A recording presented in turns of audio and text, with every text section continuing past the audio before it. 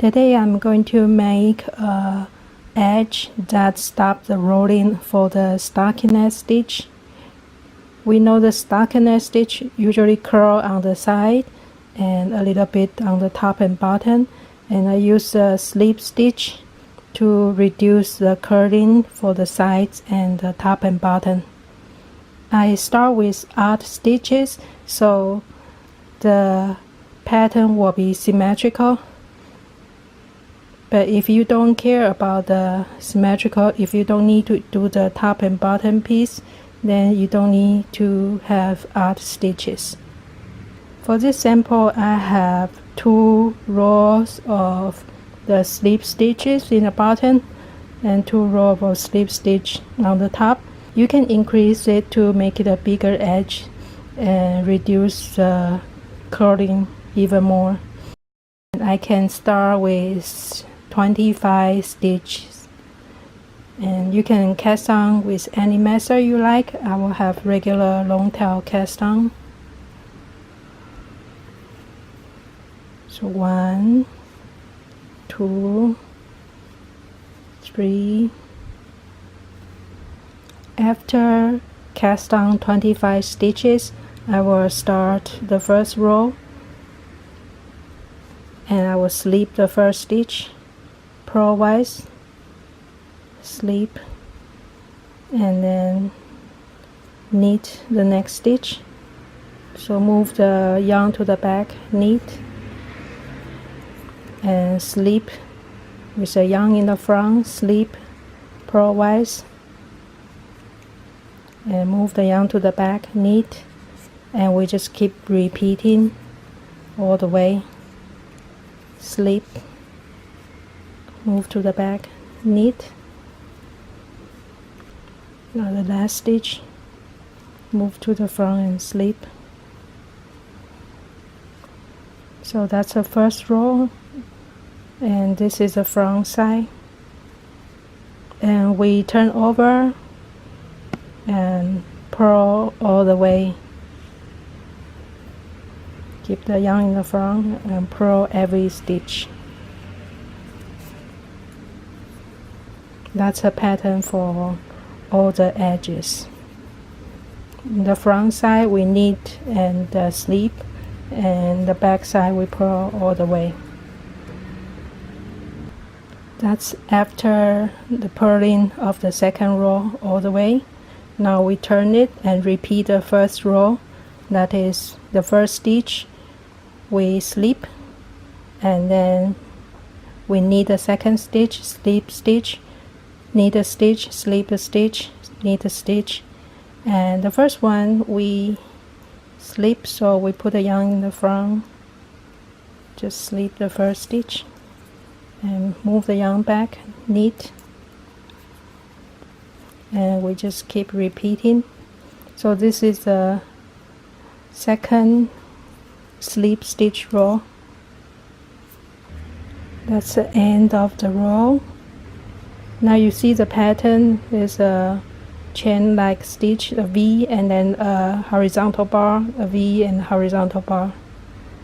And we turn over and repeat the same thing. On the back side we just purl all the way, and then we turn over and repeat the first row. We just purl all the way for the back. Now we finish all the purling at the back and we turn over. Now we can start the third slip stitch row. We already have 2. You can see the line, the horizontal bar, that's a slip stitch. And we repeat the same as the first row. The first stitch will be slip purlwise, tighten a little bit, and move to the back, knit. That creates a chain like stitch.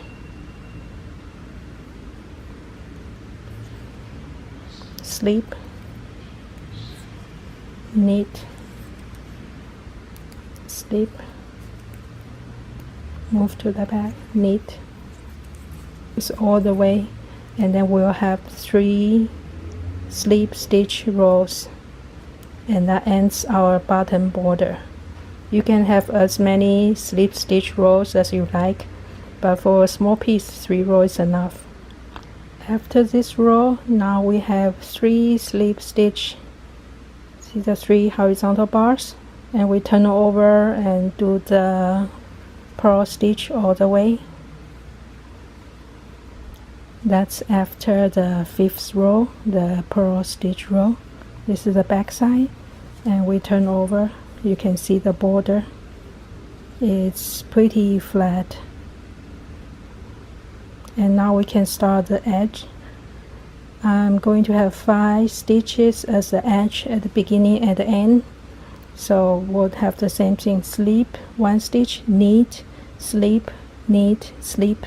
So we'll have 2 knit stitch that continues the V shape of the stitch. So we slip the first stitch purlwise and knit the second stitch, move the yarn to the back, knit, move yarn to the front, slip, move yarn to the back, knit, move to the front, slip, move the yarn to the back, and now we finish the 5 stitches. See the pattern will just continue from the bottom edges, and in the middle part we'll just continue the regular knit stitch, so it creates a stockinette pieces. Knit until the last 5 stitches. When you go to the last 5 stitches, you can follow the pattern. It will be slip, knit, slip, knit, slip. So the first stitch, slip purlwise. So we move the yarn to the front, slip, move to the back, knit,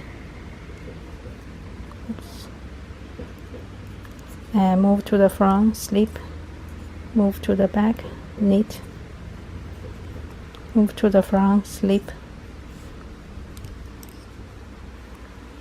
Now we can see the pattern just continues,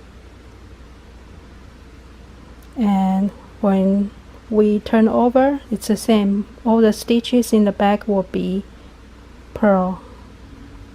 We just purl all the way for this row.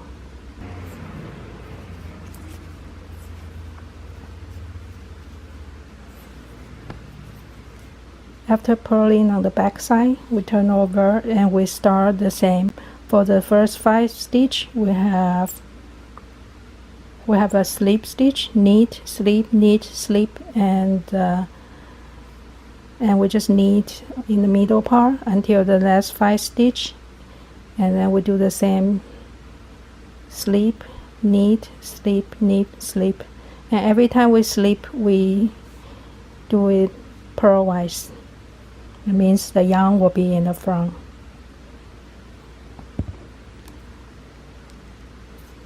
Slip the first stitch,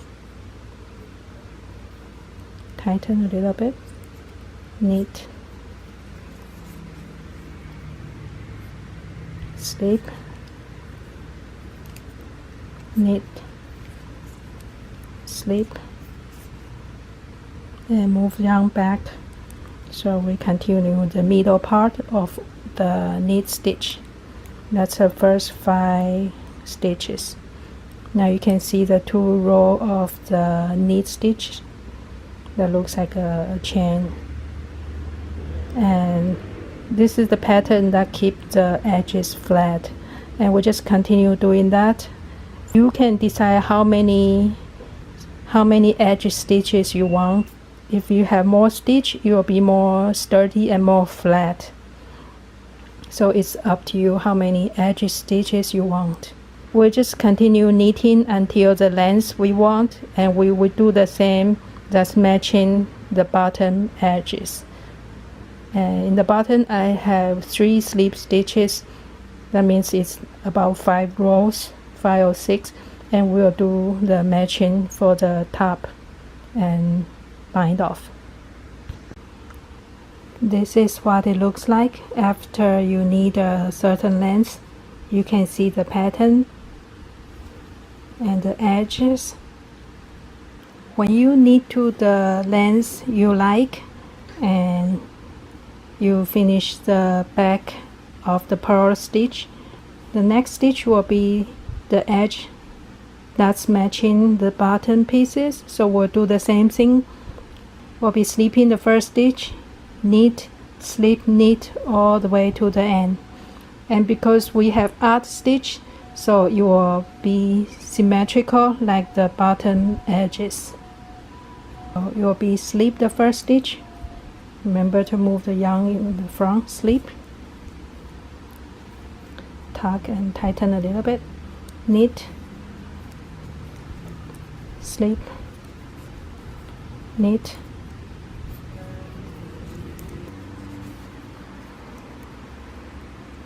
knit,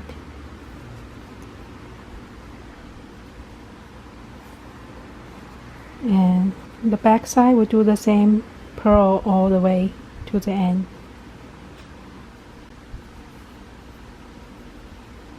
After finish purling on the back side, turn over and we repeat the same thing again. Slip the first stitch purlwise, knit a stitch, slip a stitch, knit a stitch. Keep repeating until the end. That'll be the second slip stitch row. See, you can see the first one with a horizontal bar, and we will do 3 times of that slip stitch to match the bottom. This is what it looks like after you have 3 rows of the slip stitch. You see the 3 bars here, and we can start cast off to match the bottom edge, because in the bottom we have 3 slip stitch bars, and you can tell that the side is wider than the top and bottom. So if you want it to be the same width, you need more rows in the bottom and the top to match exactly the same size. But for now we'll just cast off any way you like. I'll do the regular cast off.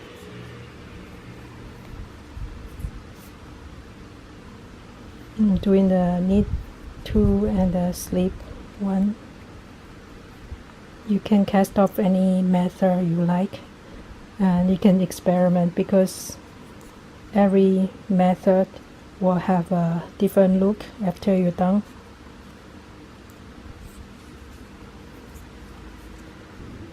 And make sure your tension is not too loose or not too tight, especially around the edges, because it's different stitches than the center part. You can give it a steam so it keeps the shape. This is the finished edge, the front side, the back side.